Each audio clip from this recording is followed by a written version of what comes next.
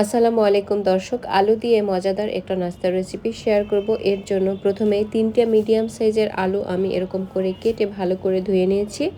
এখন আলুগুলোকে সেদ্ধ করে নিব। আর সেদ্ধ করার সময় কোনো মশলা ব্যবহার করব না, শুধুমাত্র পরিমাণ মতো লবণ দিয়ে ঢেকে এই আলুগুলোকে ভালো করে সেদ্ধ করে নিব। আমার সেদ্ধ হয়ে গিয়েছে। এবারে আমি পানি ঝরিয়ে একটু ঠান্ডা করে তারপরে একদম মিহি করে ম্যাশ করে নিব। আর এমনভাবে এগুলোকে ম্যাশ করতে হবে যাতে এই আলুগুলোর মধ্যে কোনো ধরনের কোনো লাম্পস না থাকে। একদম মিহি করে আলুগুলোকে ম্যাশ করে নিতে হবে।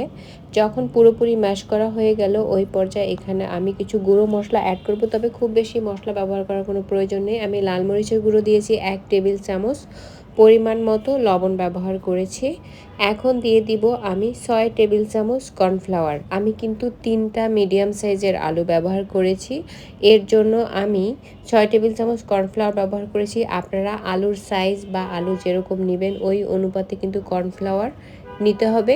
এইবারে সবগুলো উপকরণকে ভালো করে মিশিয়ে নিব। আমি 2 টেবিল চামচ সয়াবিন তেল দিয়ে তারপরে একদম মিহি করে মিক্স করে একটা ডো তৈরি করে নিয়েছি। এবারে হাত দিয়ে ঘুরিয়ে ঘুরিয়ে একদম মিষ্টির বলের মতো ছোট ছোট করে বল তৈরি করে নিব।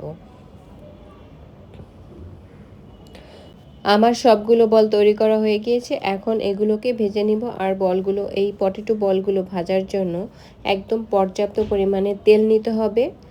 ডুবো তেলে এগুলো ভেজে নিতে হবে। আর অবশ্যই তেলটাকে ভালো করে গরম হয়ে যাওয়ার পরে এই বলগুলো তেলের মধ্যে দিতে হবে, আর না হলে কিন্তু এই পটেটো বলগুলো একদম ভেঙে যাবে।